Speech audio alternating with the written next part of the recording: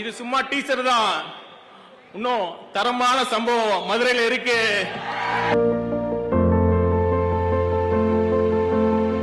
தமிழக மக்கள் நல்லா புரிஞ்சுக்கணும். அவர் சம்பாதிக்க அரசியலுக்கு வரல, சம்பாதிச்சு முடிச்சிட்டு தான் அரசியலுக்கு வந்திருக்கார்.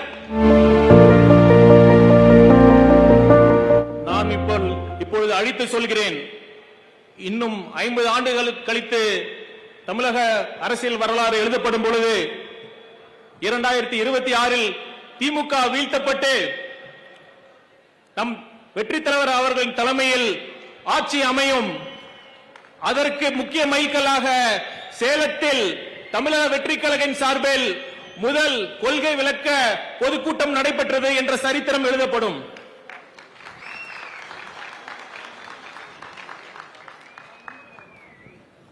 இந்த வரலாற்று சிறப்புமிக்க இந்த பொதுக்கூட்டத்தை மிகவும் பெரும் தடைகளை தாண்டி ஏற்பாடு செய்த சேலத்தின் சிங்கம் சகோதரர்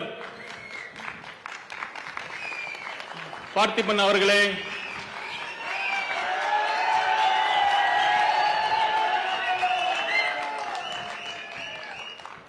நம் கழகத்தின் போர்வால் வெற்றி தலைவர் அவர்களின் வெற்றி தளபதி அண்ணன் ஆனந்த் அவர்களே மற்றும் மாவட்ட மாநில கழக நிர்வாகிகளே, ஒன்றியம் கிளை பகுதி அனைத்து மட்ட கழக நிர்வாகிகளே, தளபதியின் நெஞ்சில் குடியிருக்கும் என் சேலத்து சொந்தங்களே, உங்கள் அனைவருக்கும் மாலை வணக்கங்கள். ஒரு விஷயம், சாதா திருடனுக்கும் அரசியல் திருடனுக்கும் ஒரு வித்தியாசம் இருக்கு, தெரியுமா? சாதா திருடன் நம்ம பர்ஸ் அடிப்பாங்க, பணத்தை அடிப்பாங்க, செல்போன் அடிப்பாங்க. ஆனா அந்த அரசியல் திருடுங்க நம்ம கல்வியை அழிப்பாங்க, நம்ம இயற்கை வளத்தை கொள்ளி அடிப்பாங்க, நம்ம எதிர்காலத்தையே திருடுவார்கள். இப்ப சொல்லுங்க, திமுக எந்த லிஸ்ட்ல சேர்த்தலாம்? கமல் சார் ஒரு படத்துல சொல்லுவார்ல, கடவுள் பாதி மிருகம் பாதி கலந்து செய்த கலவை. அது மாதிரி இந்த திமுக காரங்க சாதா திருடர்கள், அரசியல் திருடர்கள் கலந்து செய்த நவீன விஞ்ஞான திருடர்கள். அரசியல்னாலே சாக்கடை, அரசியல்னாலே ஊழல், அரசியல்னாலே கொள்ளை. அப்படி இருந்த சூழல்ல அரசியல் என் பொழுதுபோக்கு அல்ல, ஆழமான சமூக வேட்கை, அரசியல் ஒரு புனித சமூக பணி என்ற உன்னத நோக்கத்தோடு இந்த கழகத்தை உருவாக்கி நமக்கெல்லாம் வழி நடத்தி கொண்டிருக்கிறார் நம் வெற்றி தலைவர். தமிழக மக்கள் நல்லா புரிஞ்சுக்கணும். அவர் சம்பாதிக்க அரசியலுக்கு வரல, சம்பாதிச்சு முடிச்சிட்டு தான் அரசியலுக்கு வந்திருக்கார். அவர் சம்பாதிச்சல உண்மையான பெரிய சொத்து எது தெரியுமா? நீங்க தான். இந்த அன்பு தான். இந்த கூட்டம் போதுமா? இன்னும் கொஞ்சம் வேணுமா? இது சும்மா டீச்சர் தான். இன்னும் தரமான சம்பவம் மதுரையில் இருக்கு. வெயிட் பண்ணுங்க. கொஞ்சம் சீரியஸா பேசுவோம். நான் மீண்டும் மீண்டும் ஒரு உண்மையை பதிவு செய்ய கடமைப்பட்டிருக்கிறேன். இன்று தமிழக வெற்றி கழகம் பெரும்பான்மையான தமிழக மக்களின் பேராதரவையும் அன்பையும் பெற்று ஒரு முதன்மை அரசியல் சக்தியாக வளர்ந்து இருக்கிறது என்றால் அதற்கு முக்கியமாக 2 காரணங்கள். ஒன்று, நம் வெற்றி தலைவரின் ஒப்பற்ற தனிப்பெரும் ஆளுமை. 2, நம் ஆழமான கொள்கை அடித்தளம். இது மட்டும்தான். இரண்டுமே நமக்கு 2 கண்கள். ஊழல் ஒழிப்பு, ஊழல் எதிர்ப்பு அவசியம்தான். ஆனா அதற்கு பிறகு நாம் என்ன செய்ய போகிறோம், நாம் எந்த வழியில் செல்ல போகிறோம், இதற்கு நமக்கு வழிகாட்டியாகவும் திசை காட்டியாகவும் கலங்கரை விளக்கமாகவும் இருப்பதுதான் நம் கொள்கைகள். நம் தலைவர் அவர்களின் விருப்பத்தை நான் சொல்கிறேன். தமிழக வெற்றி கழகத்தின் தொண்டர்களாகிய நீங்கள் வெறும் ரசிகர்கள் அல்ல, ஆழமான கொள்கை பிடிப்புள்ள சமூக செயற்பாட்டாளர்கள் என்று இந்த உலகம் சொல்ல வேண்டும்.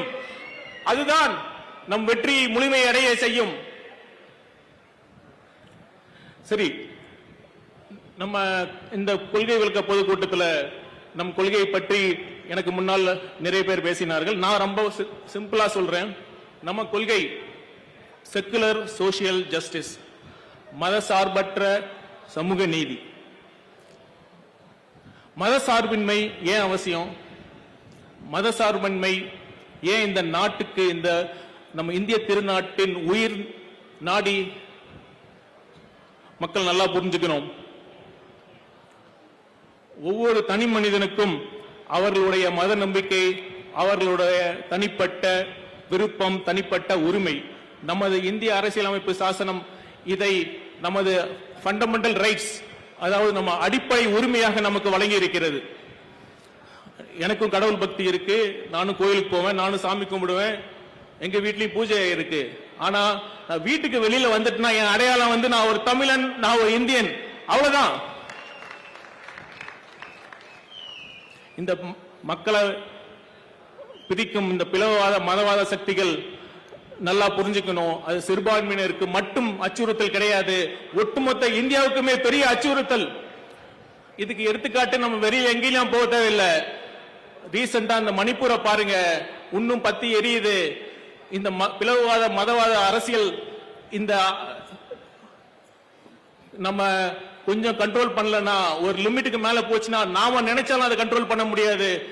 அதனால அந்த பிளவுவாத மதவாத சக்தியை வந்து முளையிலே கிள்ளி எறிய வேண்டும். பெரியார் மண்ணான இந்த மண் கண்டிப்பாக பாஜக RSS சித்தாந்தத்தை வேரூன்ற விடாது என்று உறுதியாக சொல்கிறோம். அடுத்து சமூக நீதி. சமூக நீதினா சிம்பிளா என்ன? எல்லோருக்கும் சம உரிமை, சம வாய்ப்பு. இப்ப இந்த திராவிட மாடல் அரசு சமூக நீதி அரசுன்னு சொல்றாங்க. இங்க உண்மையிலே சமூக நீதி இருக்கா? சமூக நீதியின் முக்கிய அம்சம் சம வாய்ப்பு. நீங்க சொல்லுங்க, இங்க எல்லாருக்கும் சம வாய்ப்பு இருக்கா? ஒரு அரசு பள்ளியிலும் தனியார் கார்ப்பரேட் பள்ளியிலும் கல்வியின் தரம் ஒரே மாதிரிதான் இருக்கா? ஒரு அரசு மருத்துவமனையிலும் தனியார் கார்ப்பரேட் மருத்துவமனையிலும் மருத்துவத்தின் தரம் ஒரே மாதிரி தான் இருக்கா? முன்னாள் பிரதமர் மன்மோகன் சிங் அவர்கள் உடம்பு சரியில்லாத பொழுது டெல்லியில எய்ம்ஸ் மருத்துவமனைக்கு தான் போனார்.